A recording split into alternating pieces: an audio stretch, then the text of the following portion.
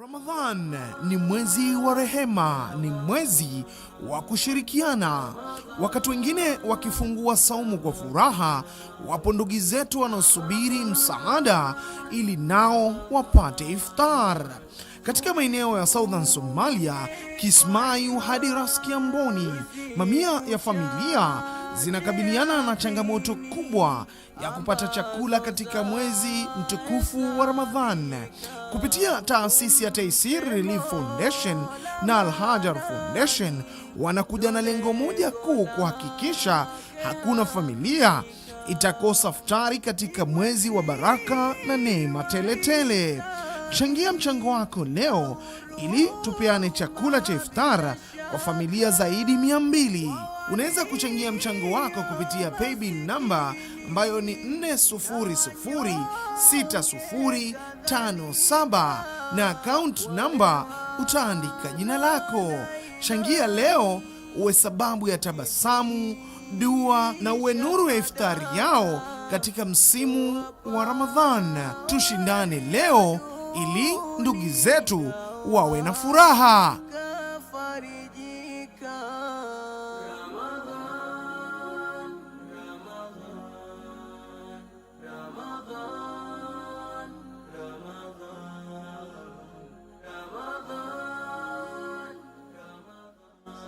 Warahmatullahi wabarakatuh, mtazamaji wangu Al-Haajar TV Afya na Jamii, kipindi speciali kinachokujia kila siku ya Ijumaa mida ya saa 2:30 saa za Afrika Mashariki, sanjari na za mji mtukufu wa Maka, ikiwa ni Jumaa nyingine tulivu zaidi katika kaunti ya Mombasa, ukiwa nami daima wanakwetu wananiita Muhammad Abdallah almaruf presenter 001. Kipindi hiki ni kwa ushirikiano mkubwa na taasisi ya madaktari na wauguzi wa Kiislamu Kammp katika taifa hili la Kenya. Na leo ni bahati nyingine ya mtende kuwa na daktari Zaheer Harunany. Wenyewe wanasema siku zote Waswahili wanasema afya ni zawadi, ama afya na utajiri tosha, haswa tunapoelekea katika mwezi mtukufu wa Ramadhani. Kuna wale wagonjwa wanaokuwa na gonjwa la kisukari. Wengine wanakuambia mimi siwezi kufunga kwa sababu natumia insulin, ama mimi siwezi kufunga kwa sababu nikikaa njaa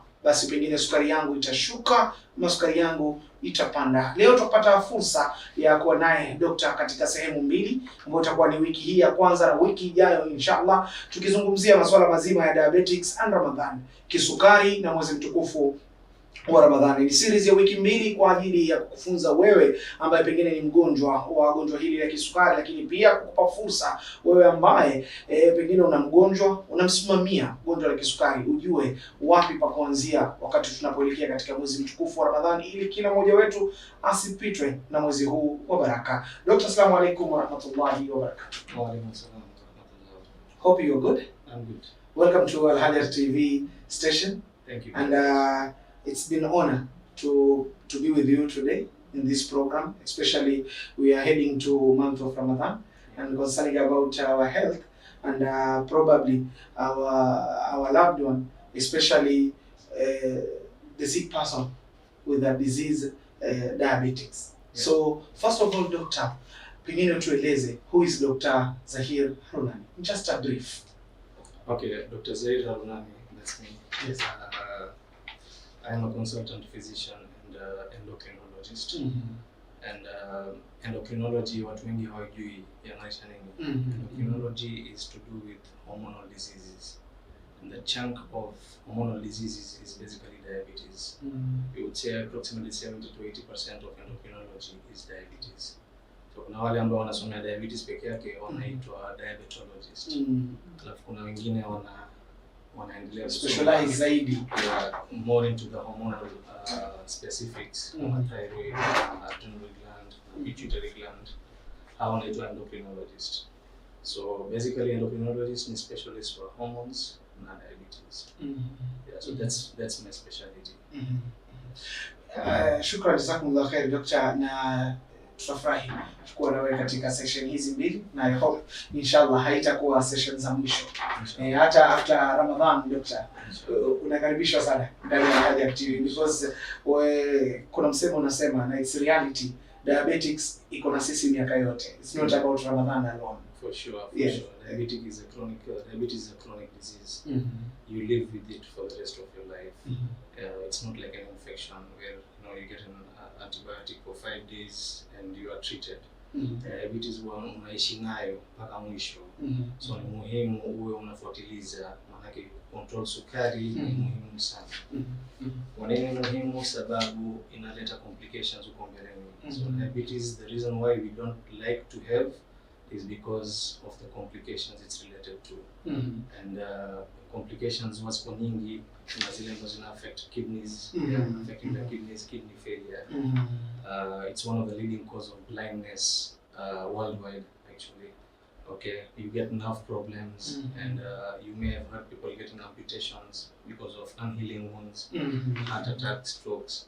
So all these are complications related to diabetes, and that's the reason why we encourage our patients for proper follow-up. Not only wakati wa Ramadhan, throughout, even outside Ramadan, muhimu follow-up iendelee.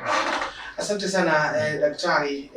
Kikubwa zaidi mtazamaji ni kupa fursa daktari wetu kuja kutufunza, kutuelimisha, na kikubwa zaidi ni kupata fursa wewe mtazamaji ambaye pengine unaugua tatizo hili la kisukari, haswa ikiwa upate fursa ya kuelewa gonjwa hili. Wengine wanaliita gonjwa, wengine wanasema ni condition, pengine huenda ikawa, lakini pengine Dr. Zaheer yuko hapa leo atatuambia is it a disease or we call it a condition, because ametuambia kwa tunaishi nao kwa muda mrefu ama tunaishi nayo kwa maisha yetu yote. Wengine wetu katika nyumba 10 huwezi kosa mmoja katika wanafamilia utasikia ni gonjwa la kisukari. Doctor, is it a disease or a condition?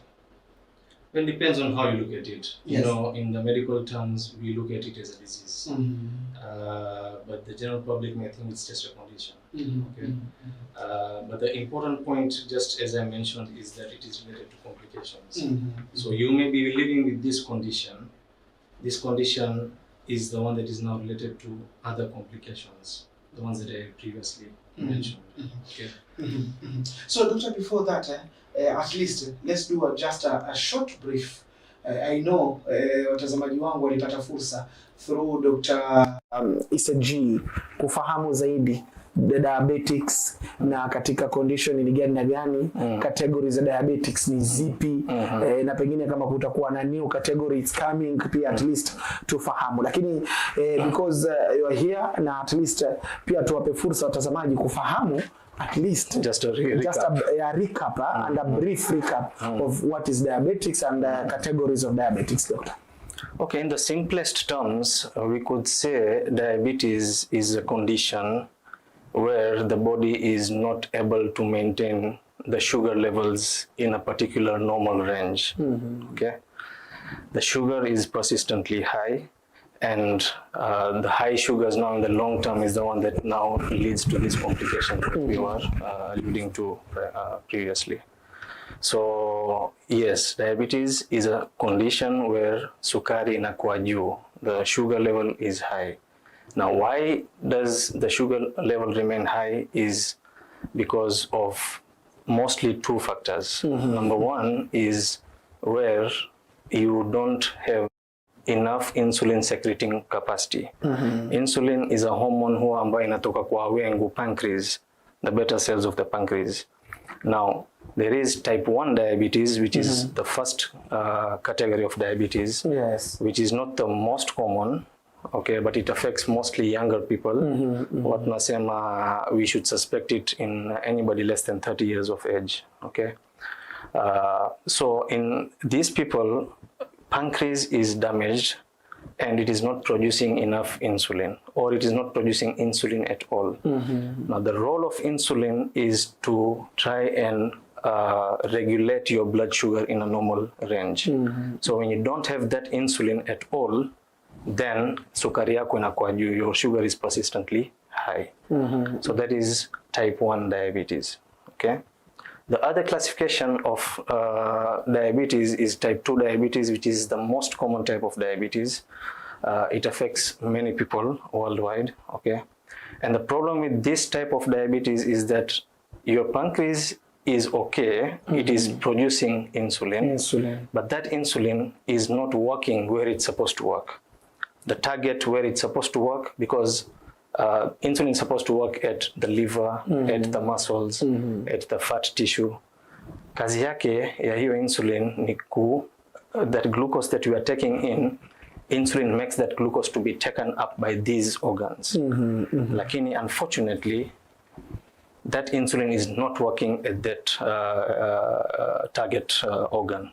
We call this insulin resistance. Okay. Now, longer into the disease, type 2 diabetes, the pancreas starts to get degenerated. When it's degenerating, now the insulin production also reduces. You get the point, right? So yes. In type 1 diabetes, you don't have insulin at all. These are people who are entirely dependent on insulin. In type 2 diabetes, which is the majority of the people, insulin resistance is the problem. The insulin is there, but it is not working where it's supposed to work.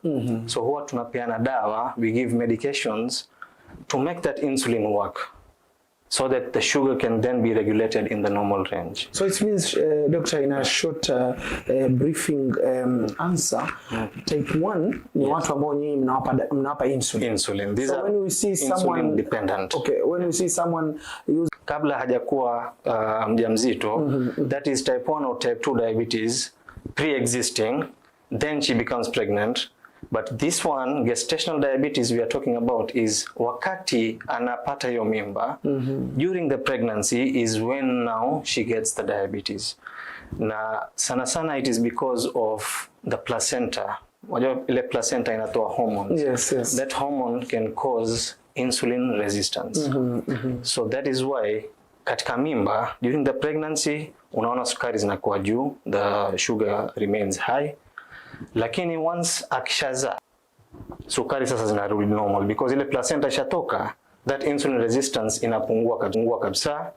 Then the sukari, the sugar inaweza kurudi normal. However, these women, they need proper follow-up, because they are at high risk of progressing to type 2 diabetes in the future, especially if they have a risk factor of kuwa overweight ama obese, ama they have a family history ya mtu ambaye kuna diabetes katika family, then there is a risk that hao pia watapata type 2 diabetes after gestational diabetes.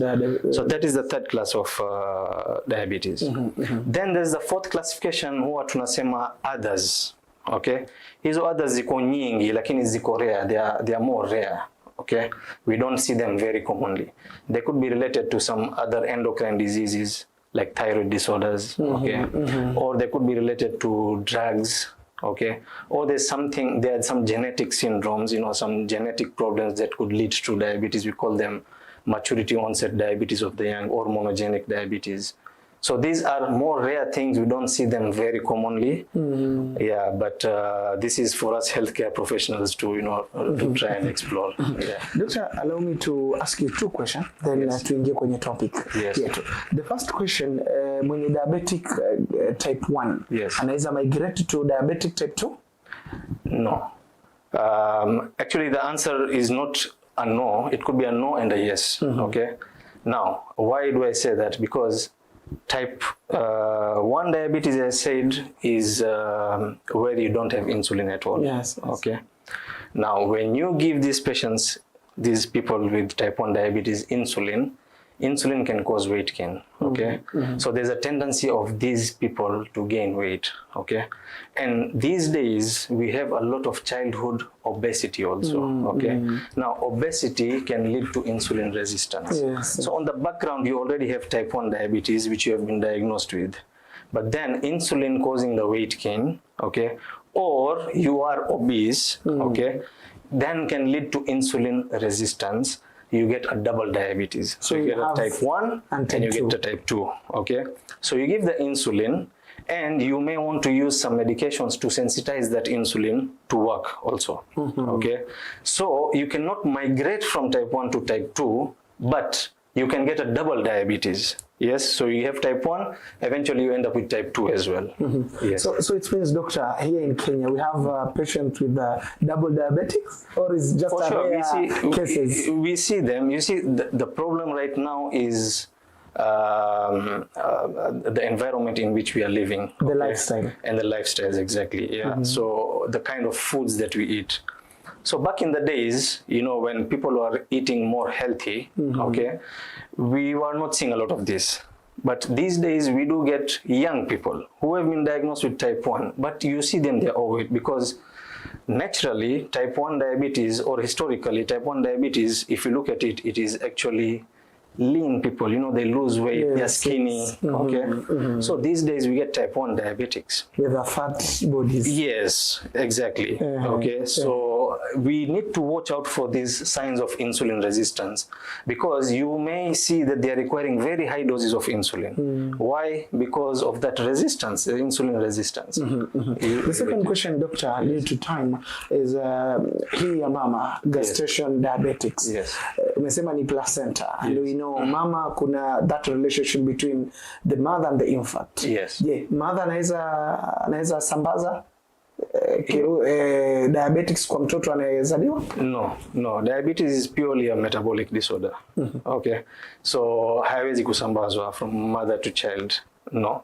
Unless the baby, if the one of the genetic causes of diabetes that I was talking about, okay, you can get that the mother has a genetic problem that causes the diabetes, and that gene is passed on to the baby, and the baby also gets diabetes later on in life.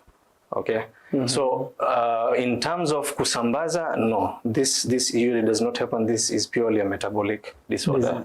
Yes. Thank you so much. So the first question, doctor, due to with our program here, diabetics and Ramadan, what does Islam say about fasting for people with a chronic disease like diabetics? Okay, we know that fasting is actually one of the pillars of Islam. Okay, we know that fasting is a religious obligation that every healthy adult is supposed to undertake. Okay, Ramadan is a sacred month, and all healthy adults are actually required to fast. Now, I want to emphasize on the point that all healthy adults, because they are exceptions. They are exceptions. And we have verses in the Holy Quran in Surah Baqarah where it is clearly mentioned that some people are exempted from fasting. Those who are on a journey and those sick people. Yes. And then there is another group that is mentioned that who can fast but with hardship. Okay, so these are the groups of people who are actually exempted from fasting. So we realize that Islam, through the Quran, is very clear that it prioritizes our health and safety. So if you are in a position to fast, you are healthy, you must fast. But if the fasting is going to cause harm to you, then you are allowed not to fast. Now, it does not automatically mean that Islam forbids you from fasting. But if by undertaking fasting, you are gonna face some hardships or harm to your health, then you are allowed not to fast. Okay? If you are acutely ill, probably you will pay back, outside Ramadan, you will pay back those fasts that you missed. But if you are not able to undertake fasting at all because of a chronic illness, and the chronic illnesses, diabetes is included in the chronic illnesses. Okay? So if you are not able to pay back those fasts, then you have other compensatory methods like the fidya.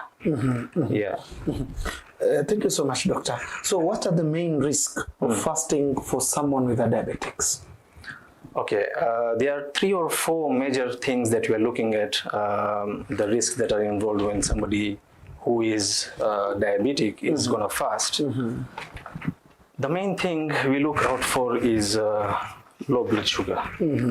Low blood sugar. In medical terms, we call it hypoglycemia. Okay, because you are going to be fasting, you are not going to take any meals from dawn to dusk. Almost that's around 12 to 14 hours, and depending on the location where you are, in the northern and southern hemisphere where they get winters and summers, if you're fasting in summer, you can even go up to 18 to 20 hours. Yes. Yeah, but here in the tropics where we are closer to the equator, we are fasting approximately 12 to 14 hours, correct? So you're not going to be taking any food during that period, okay? So we are worried that your sugar is gonna drop. Yeah. So if it goes down, that is called hypoglycemia in medical terms. For the public, huwa tunaita low blood sugar, because I think that's how the public understand. Utasikia mtu anasema sukari yangu imeshuka. Sukari imeshuka, exactly. Yeah. So sukari kushuka, and the cutoff that you're looking at is around 4, 3.94. Sukari kushuka chini ya 4, hiyo inaitwa hypoglycemia, low blood sugar, ambayo ni hatari. That is one risk of fasting. The second one ni sukari kupanda. Okay?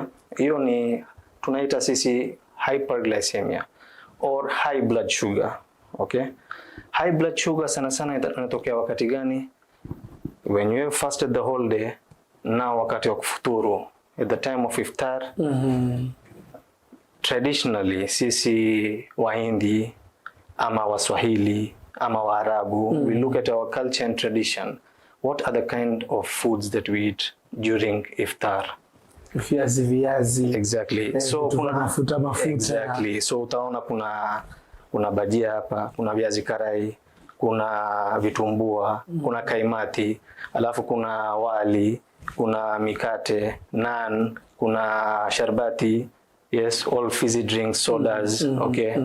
So all these are carbohydrate rich, and some of them are processed foods. So you can get, when somebody has broken the fast and has taken the iftar, that is the time the sugar spikes. It can go very high, okay? Not very common, but some people also have very heavy suhoors, okay? And that can lead you to your sugar going up during the fasting period also. So you can get high blood sugars even when you are fasting. Okay, we are worried about the low blood sugar, but the high blood sugar can still occur when you are fasting.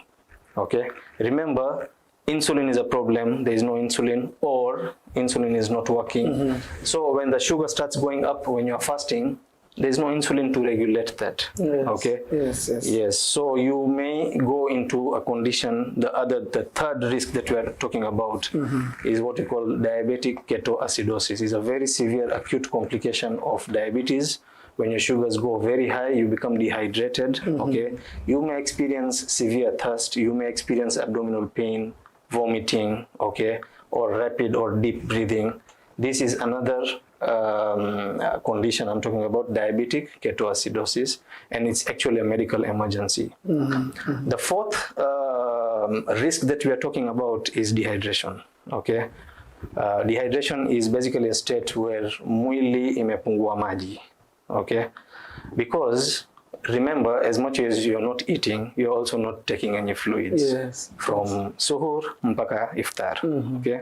So you get a tendency of becoming dehydrated, okay?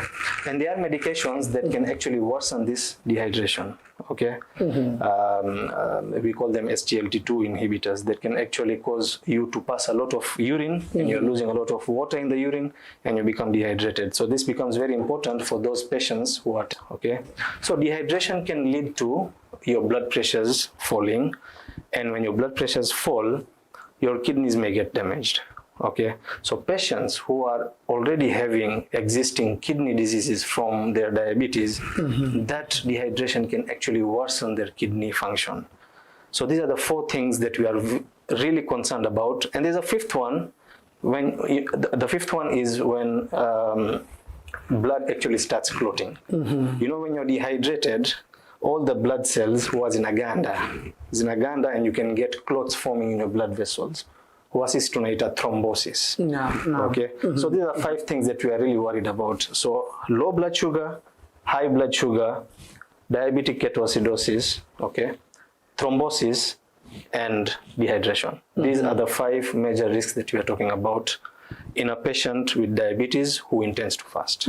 Yes. So, doctor, after those 5 major risks for someone to fast with a diabetics, let's look now on how should a diabetic patient determine if they are ready to fast? That's a very important question because you realize that you are living with diabetes and Ramadan imefika, and you really don't know what to do about it. Okay.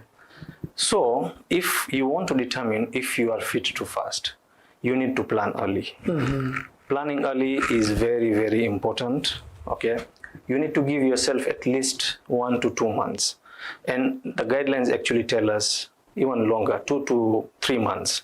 To prepare yourself before you, because the doctor needs to sit with you, discuss your medical history, discuss your ability to self-manage during Ramadan while you're fasting, okay?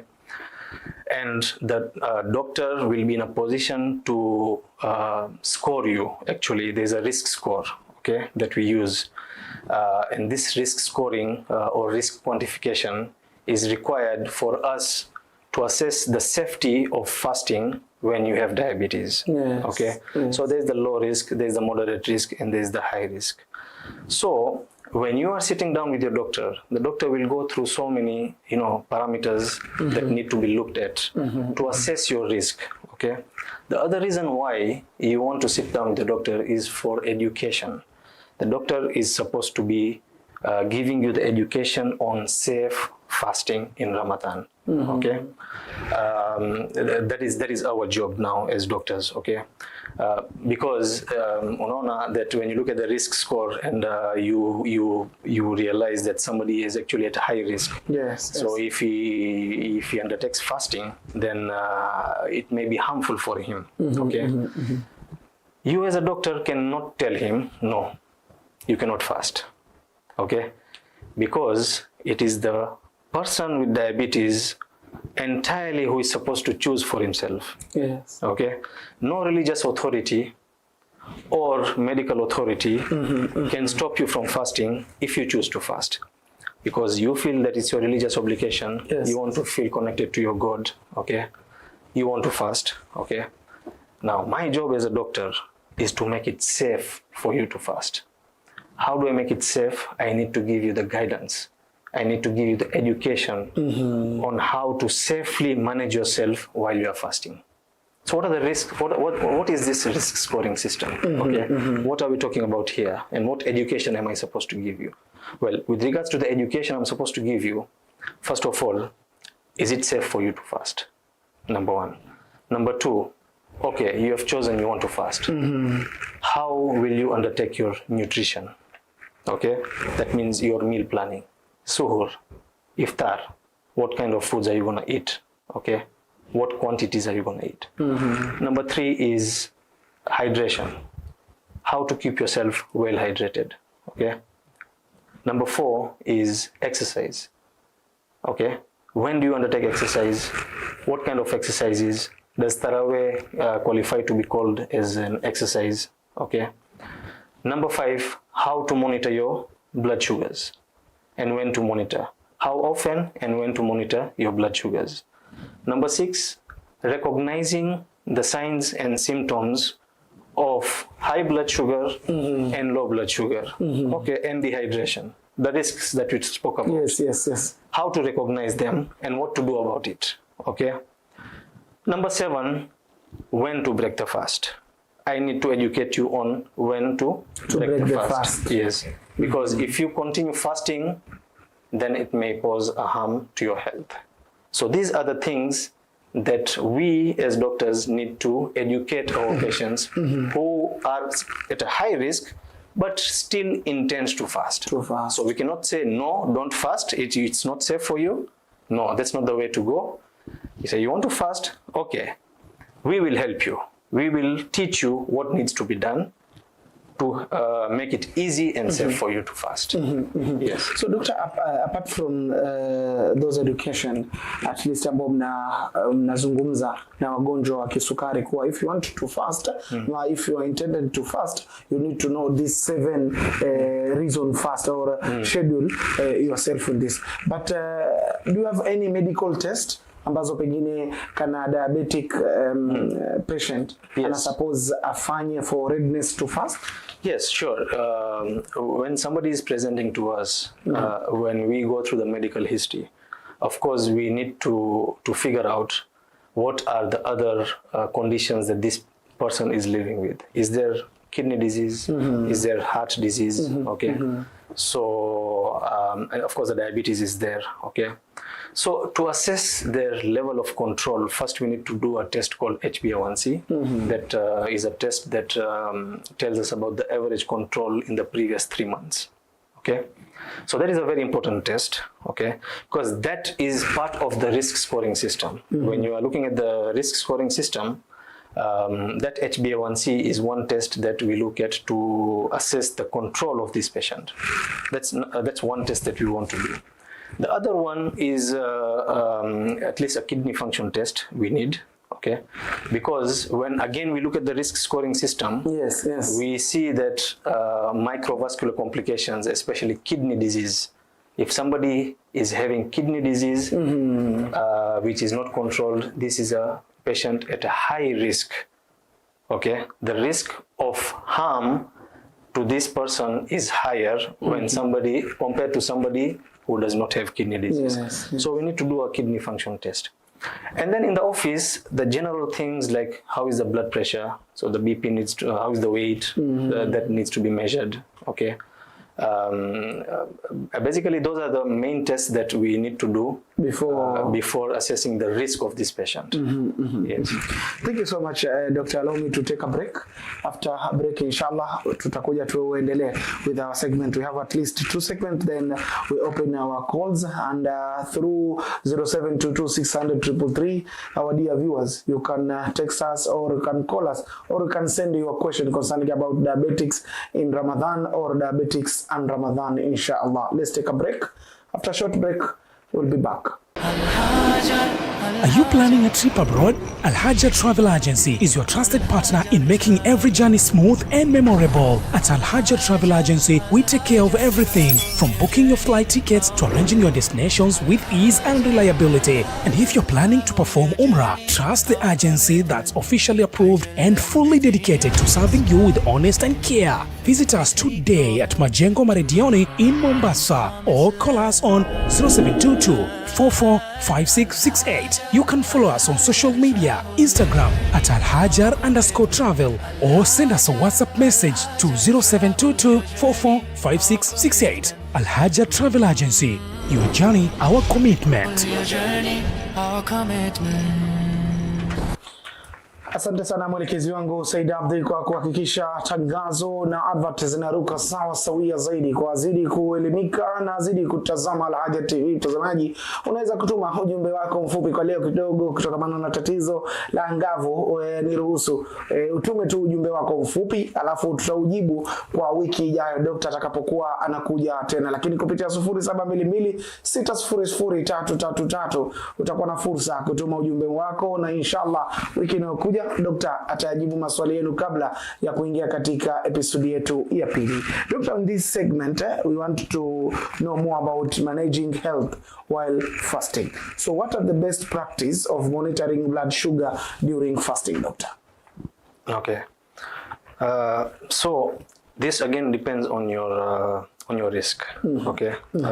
We are going to categorize some people as low risk, some as moderate risk, and some as high risk. Okay, so the people who are at low risk, they are people who are probably very well controlled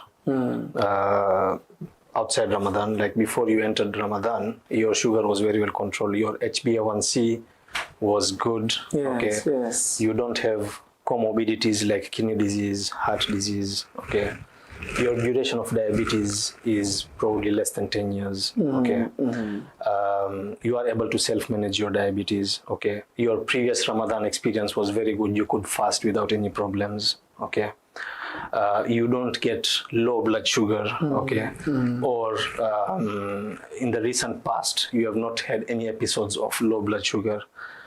So these are people who are actually very well managed. So these people, we do not require them to monitor very frequently. Okay, if you look at the guidelines, there are 7 points at which testing your blood sugar while fasting is recommended. Okay, number 1 is before suhoor. Okay, number 2 is mid-morning. Number 3 is midday. Number 4 is late evening. not late evening, mid-evening, I would say, somewhere around 3-4 p.m. Number 5 is pre-iftar, that is before you break your fast. That will be around 6:15, around 6:20. depending on what time we are breaking our fast, around 6:15, 6:20. This year it's going to be a bit later, 6:40, 6:45. Number 7 is 2 hours after iftar. 2 hours after iftar. Number 6, sorry, is 2 hours after iftar. So once you have taken your iftar, then after 2 hours you need to measure it. Okay. And number 7 is at any point you feel unwell, you feel the signs of low sugar or high sugar or dehydration. So these are the 7 times it is recommended to test your sugars. But as I said, the people who are at low risk are not required to monitor all these times. Okay, so it is not like a one size fits all. It is individualized. Okay, if I have 2 people in front of me, one is at low risk, the other one is at high risk. The low risk person, I would want him to do it before iftar, suhoor, 2 hours after iftar, and maybe before suhoor. Okay, only 3 times. 3 times or 4 times. Okay, because it becomes very cumbersome, monitoring all the time. Yes. And you are okay, you feel okay, you are continuing well, you can fast without any problems. So these are the low risk people. The other person who is at high risk, I would need him to monitor more frequently. Okay, up to the 6 or 7 times the timings that I gave. Yes. So it will all depend on the risk. It's individualized.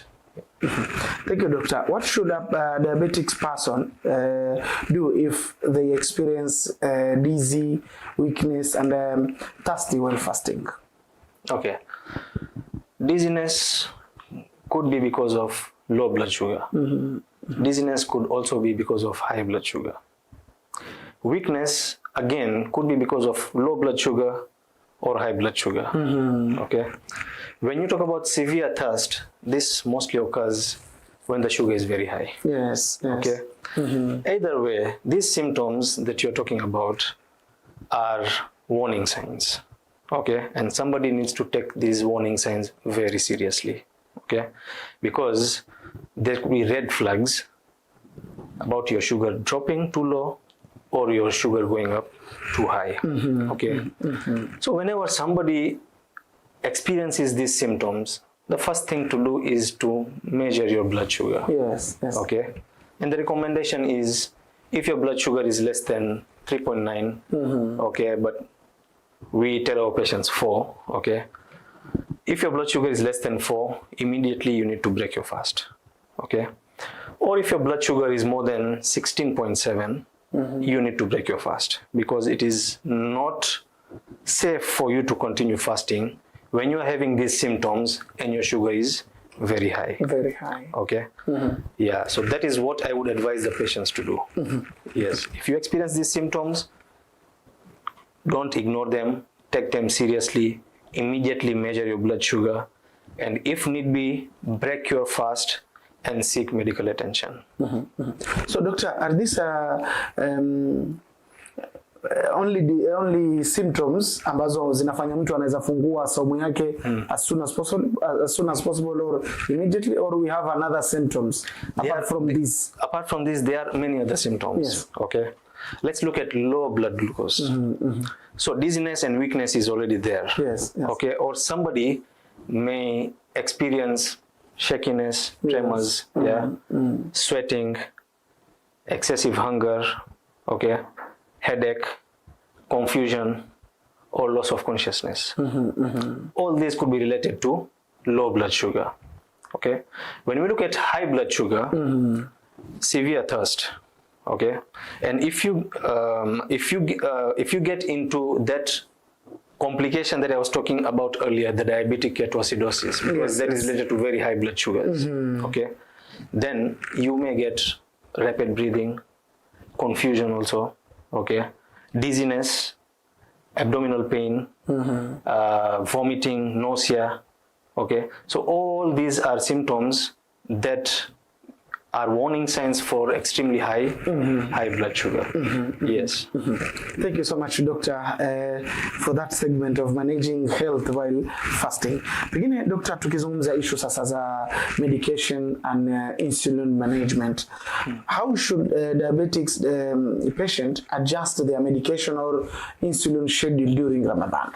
Because utaona kuna mtu anakuambia I'm taking my medication or insulin asubuhi, pengine mchana na jioni pengine. Okay. I would like to start by saying that wajua sisi huwa tuko na ujuaji mingi sana. Naam, okay. Doctor, yes. Yes, so you tend to do things on your own, okay, without proper medical guidance, okay. That should not be done.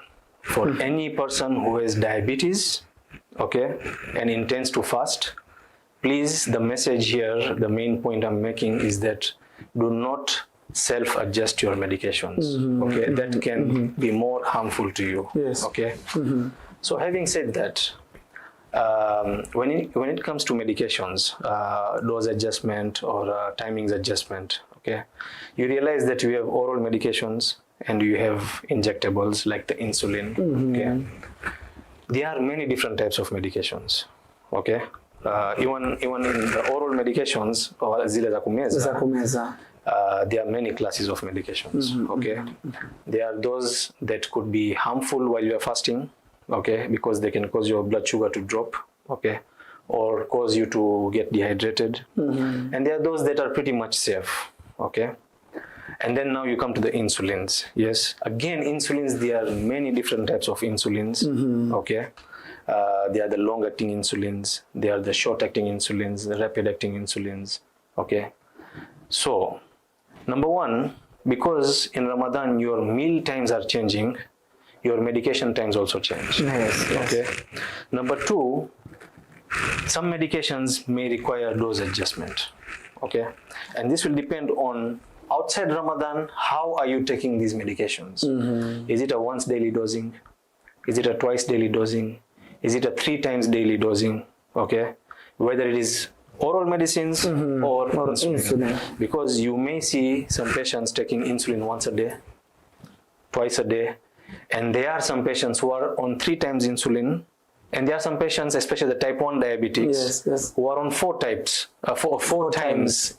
Okay, in a day. Okay, so with each meal they are taking one particular insulin, and then at bedtime they are taking a different type of insulin. So 4 injections per day. So it will all depend on what regimen this person is on. There are medications that require the dose adjustment, and there are those medications that do not require dose adjustment. Okay. Yes. So, Doctor, apart from those schedule ambazo umetuambia, are there any alternative way to take medication? Yes. So, again, let me give you an example of somebody taking metformin. Okay. Metformin. Metformin. Yeah. Metformin is a medication that you see like literally all type 2 diabetics are on, or majority of type 2 diabetics are on this medicine. Okay. If this patient is taking a twice daily dose, metformin is pretty much safe. So the morning dose will go to iftar and the evening dose will go to suhoor. That's the adjustment that you make. It's straightforward. Okay. Now, when you come to a medication that can cause your blood sugars to drop, for example, there is a medication called glibenclamide, which many of our patients are on. Ingawa it's not recommended in the guidelines these days, okay? And that is not a safe medicine for somebody who intends to fast. Because it tends to drop your sugars. Okay? But if that is the only option that patient has, okay, then the dose of that medicine needs to be reduced. Now again, it will depend. If this patient was on once daily dosing, then that dose can be taken at iftar. If this patient was on twice daily dosing, then the morning dose, the full dose, can be taken at iftar. But now when it comes to suhoor, it is always safe to reduce the dose. Because After suhoor, you have long hours of fasting. Yes. Okay, and that medication can cause your blood sugars to drop. Okay, so ideally, that medication, the dose at suhoor time should be reduced by up to 50%. You can reduce. Or if this patient was very well controlled before Ramadan, you can even skip the morning dose, the suhoor dose. Okay. If you look at most of the other medications, they are quite safe. Okay, you just need to do some adjustments in the timings and the dose. But again, the emphasis is do not do it yourself. Get guidance from a medical doctor who is experienced in treating patients who intend to fast in Ramadan. Okay. When it comes to insulin, again, the same rules apply. Okay. Because see, type 1 diabetics are always on insulin. Yes. And you look at, back in the days, we used to say type 1 diabetes, they should not fast at all. Okay. But you get many patients who want to fast. Yes, they are adamant. They want to fast. Yes. And we said it's a personal choice. You cannot stop somebody from fasting. You look at the statistics from the Dar Academy IDF. It tells us that up to 43% of type 1 diabetics fast at least 15 days of Ramadan. Yes. And those are significant figures. That tells you that people have their choice. They intend to fast and they do it. So type 1 diabetics who are on insulin, again, it will all depend on the regimen of the insulin. If you are taking the example of somebody who is on 4 injections per day, that is before breakfast, before lunch, before dinner, and bedtime. Okay. So the before breakfast injection, that dose will go to iftar. And we may want to adjust the dose depending on how much carbohydrate load there's going to be during that iftar. Because outside Ramadan, you may have a normal breakfast, with lots of carbohydrates. So you may want to adjust the dose higher a bit. Okay. Now, the lunchtime dose is usually omitted because there's no lunch. Okay. The dinner dose goes to suhoor, but again, depending on the amount of carbohydrate this person is going to take at suhoor time, you may want to adjust the dose downwards. Okay. And then the nighttime dose, the bedtime dose can remain the same or be reduced depending on how the control was. So for safety purposes, we usually reduce the dose, okay, of that night, the bedtime dose, by around 20-30%, depending on how the control was prior to Ramadan. Okay. The other thing is that these are dose adjustments to begin with. Doesn't mean that the entire Ramadan you will continue with these same doses, because it will depend on how your sugar control during that Ramadan is going to be. That dose adjustment may be a bit detrimental. Maybe your sugars are starting to go too high, then you need to adjust. So every 3 days you have to kind of monitor and reassess that does this patient require further dose adjustment, or we can continue the same dose. And of course, with that guidance of how to monitor the sugars, how often type 1 diabetics, they need to monitor very frequently. Okay? Type 1. Yes, they need to monitor because the glucose variability in the blood is too high. Okay? Unaweza kuona sahi iko 5, the next minute ishafika 17. Mara ishafika 3. Okay? So that variability is kind of too much in type 1 diabetics. And that is why type 1 diabetics need to be monitoring their sugar more frequently while fasting. Yeah. So basically the point here is that do not self-adjust your medications, get guidance from a doctor. And medication timings and dose adjustments will all depend entirely on what your pre-Ramadan control is and your pre-Ramadan regimen is. And that is why we emphasize that please plan early. Please come to your doctors, seek guidance at least 1 to 2 months in advance. Yes. So, doctor, you mean those are precaution where should diabetics take during Ramadan for if they are on insulin? the question is what precautions should you take when you are on insulin? Yes. Okay. First of all, of course, you should never miss suhoor. Okay. Never miss suhoor. You should not miss suhoor. When we talk about suhoor, doctor, is it because in some of our cultures, you eat suhoor, rice, bread, or it's called somehow a naming in these days in our maskani or vijueni, it's calling draft. You have many different food.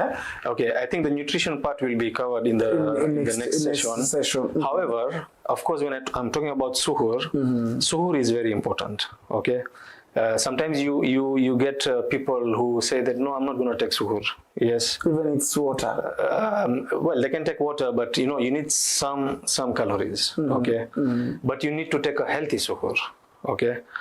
You need to focus on things that are going to keep your sugars stable during the fast. Okay. Not something that is going to shoot your sugars up. Or you don't take anything at all, then you are at a higher risk of your sugars to go down, to drop. Yes. Okay. So suhoor has to be taken, but of course healthy suhoor has to be taken. Okay. Because if that's a precaution we are talking about. If somebody insists, no, I don't take suhoor usually, or I take very little suhoor, okay, then you have a chance of your sugars to drop during the fast. Yes, because you have not taken enough for your blood sugars to remain stable. Yes, okay? yes. So that is one precaution I would say. Okay, and the details of it about suhoor and iftar, we are going to speak about it next week, inshallah. Don't skip suhoor. Number 2, keep yourself very well hydrated between iftar and suhoor, because you are not taking any fluids during the day. Okay, so you need to hydrate yourself very well. And again, we are going to talk about what to use to hydrate, because water is what is recommended. Yes. Of course, not the kahawas and the chais and fizzy drinks, sodas, sharbats and all that. Yeah, no. Okay, keep yourself well hydrated between iftar and suhoor with water. Okay. Number 3 is the self-monitoring of blood glucose. Yes. Okay. Especially if this patient is on insulin. Okay. You need to be monitoring your blood sugars regularly, frequently during the course of the day. Okay. The 7 times that we mentioned. Okay. If possible, go ahead and do it. Okay. Again, because it is cumbersome and not many people will do it, the next point then is do not ignore warning signs. Okay. If you do feel any of those symptoms that we spoke about of low sugar or high sugar, yes, dizziness, weakness, severe thirst, hunger, yes, measure your sugar at that time. And to protect yourself from harm, break your fast if your sugar is low or very high. So these are the precautions that anybody, not necessarily those people who are on insulin, anybody who is diabetic and is intending to fast or is fasting, these are the precautions to take and take them very seriously. Yes. Thank you so much, Doctor. Due to time, allow me to say thank you so much in this session, the first session. But before that, Doctor, will receive some questions. Then I will ask you in the next question, inshallah, in the next session. Yes. And before we start the next session, inshallah, you will answer our dear viewers' questions, inshallah. But before we end this session, Doctor, what is your advice to the diabetics patients concerning about, kuna wale wanakwambia I'm using dawa za kienyeji during Ramadan? Okay, dawa za kienyeji probably is referring to herbal medicines. Yes. Okay. We really don't have scientific evidence for hizo dawa za kienyeji. Okay. Scientific evidence is for the medications that we prescribe. Okay. Hizi dawa za kienyeji, you may notice some people, after seeing social media and all this, they run for these dawa za kienyeji, and some people may find that yes, it is helping them to control their sugars, but my advice would be that do not use them as a substitute to proper medications, okay, which have scientific evidence, okay. If you want to use it as an add-on, that's up to you at your own risk, because we do have had patients that sometimes who come up with liver injuries or kidney injuries after starting these medications. Yeah, so my advice for these people is that you are using it at your own risk. These things do not have much scientific evidence, and do not use it as a substitute to proper medical guidance. Yes. Asante sana Dr. Kila alikuwa na mwanzo alikuwa siku na mwisho. Inshallah tufike tamati kwa siku ya leo Ijumaa hii nyingine tulivu zaidi tarehe 30, lakini pia nipate fursa ya kumkaribisha Dr. Zaheer Harunany wiki ijayo tutakapozungumzia masuala mengine mengi zaidi. Katika wiki ijayo tutazungumzia nutrition na lifestyle zetu katika mwezi mtukufu wa Ramadhani. Nini chakula kama iftar, nini chakula kama suhur, lakini pia post Ramadan for diabetics patient inshallah. Endelea kutegea Al-Haajar TV inshallah. Kama huja subscribe katika mitandao yetu ya kijamii, ama download app yetu pale kupitia www.alhajar.tv katika website yetu, ambayo utapata mengi ya kukuelimisha, kukujuza na kukufahamisha. Mimi nilikuwa wako Muhammad Atibu Abdallah, nilikuwa naye Dr. Zaheer Harunany kutoka katika taasisi ya Kammp, ambao ni washirika wetu wakuu katika kipindi hiki cha Afya na Jamii. Kwako studioni.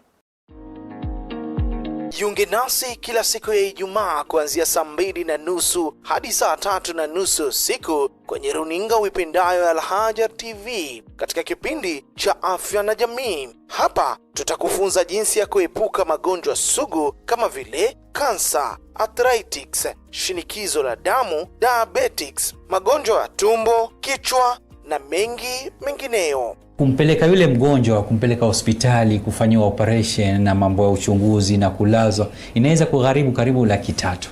Breast cancer haitibiki the same kwa kila mtu. Yale ambayo mgonjwa ataridhia, lakini si yanayopaswa kufanywa. Ni tofauti kwa sababu ile cancer ina aina nyingi. Yes, ni breast cancer, lakini ina types nyingi. Madaktari wetu watajadili kwa kina dalili, matibabu na njia za kuishi vizuri. Kumbuka, ni kila siku ya Ijumaa kuanzia saa 2:30 usiku hadi saa 3:30 usiku. Nguvu zako za kupigana na maradhi, yani kinga yako ya mwili inafanya inakuwa chini. Afya njema ni mali isiyouzwa. Kipindi hiki kimedhaminiwa na taasisi ya Kammp. Usikose kutazama.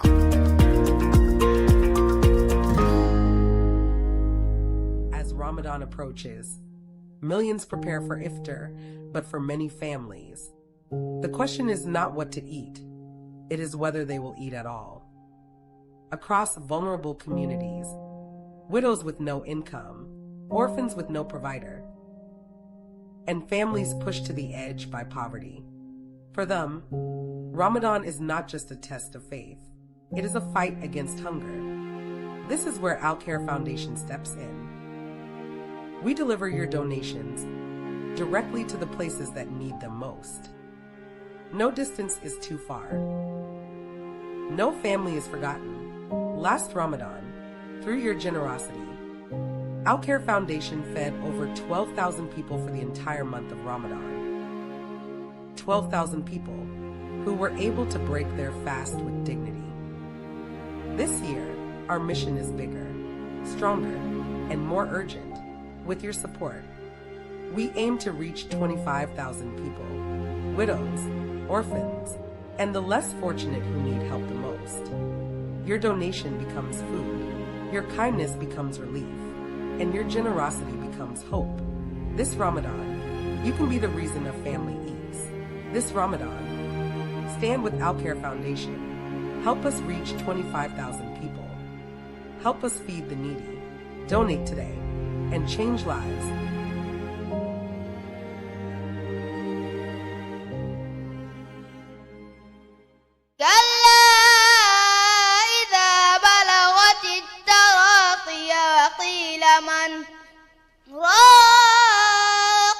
Quran si kitabu tu cha kusomwa bali Quran ni msingi kwa umma, na msingi huu huanza kwa watoto. Al-Haajar TV kwa mara ya 3 inawaletea kwa fahari kubwa mashindano ya aina yake, mashindano ya kihistoria, mashindano ya kuhifadhi Quran. Chini ya kauli mbiu ya mwaka huu, Quran ni msingi kwa umma. Kumbuka, mashindano haya yanalenga kukuza maadili, heshima na mapenzi kwa kitabu tukufu cha Quran tangu umri mdogo.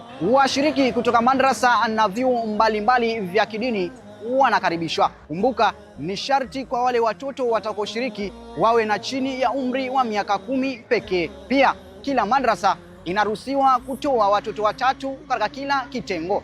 Kutakuwa na vitengo mbalimbali. Kitengo cha kwanza ni kitengo cha juzu 1, kisha kitengo cha pili ni juzu 2 na kitengo cha 3 ni juzu 5. Ni fainali babu kubwa itakofanyika Jumapili ya mwisho wa mwezi mtukufu wa Ramadhani tarehe 15 mwezi Machi mwaka 2026 katika eneo la Afrahol Banquet, eneo la Serani jijini Mombasa. Kumbuka, usajili umefunguliwa sasa.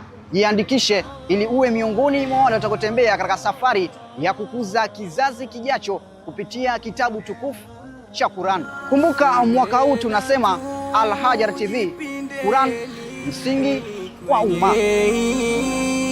Ramadhani kwa matini Qurani, tafusiri tusomeni. Safari ya kuelekea katika ardhi tukufu, safari ya historia ya manabii na vituo vitukufu vilivyobeba mwanzo wa Uislamu. Hii ni rihla ya ibada ya umra. Tumebeba ndoto za waumini, tukikumbuka kuwa kila hatua ni ibada inapokuwa kwa ajili ya Allah. Labbaik Allahumma labbaik. Safari hii tukiwa tayari tumevaa nguo za ihram. Subhanalladhi sakhkhara lana hadha wama kunna, tukitangaza unyenyekevu wetu mbele ya Mola. Mlango wa kuelekea Makka, mahali ambapo machozi huanza kabla ya macho kuona Al-Kaaba. Hii si safari ya kawaida, ni rihla ya umra.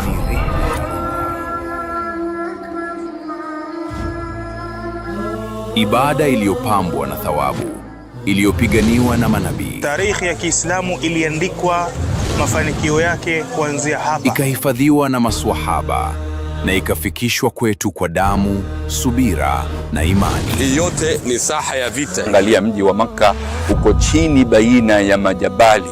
Ya subhanallah, sijui Mtume sallallahu alaihi wasallam alikuwa akipanda vipi katika mazingira haya ya tabu. Hakuna cha kuficha, unachoka ukipanda mlima huu.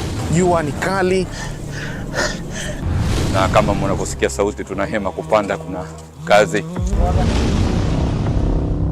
Endelea kufuatilia Al-Haajar TV katika ziara hii ili ujue mengi zaidi. Ni safari ya kujifunza historia ya dini na katika history ya Bwana Mtume Muhammad sallallahu alayhi wasallam, mavila ya waliotutangulia, vita vya pili vitakatifu vilipiganwa katika eneo hili, na rehema ya Allah kwa waja wake. Mtume Muhammad sallallahu alaihi wasallam alipigwa mawe hapa. Katika documentary tarikhi ya Uislamu ni kuonesha namna gani ule muamala wa Rasulullah sallallahu alaihi wasallam na athari yake, ile sunna ndio hii hapa. Hii ni rihla ya umra, inakujia hivi karibuni, ikiletwa kwenu na Al-Haajar TV kwa udhamini rasmi wa Al-Haajar Creations na Al-Haajar Travelers.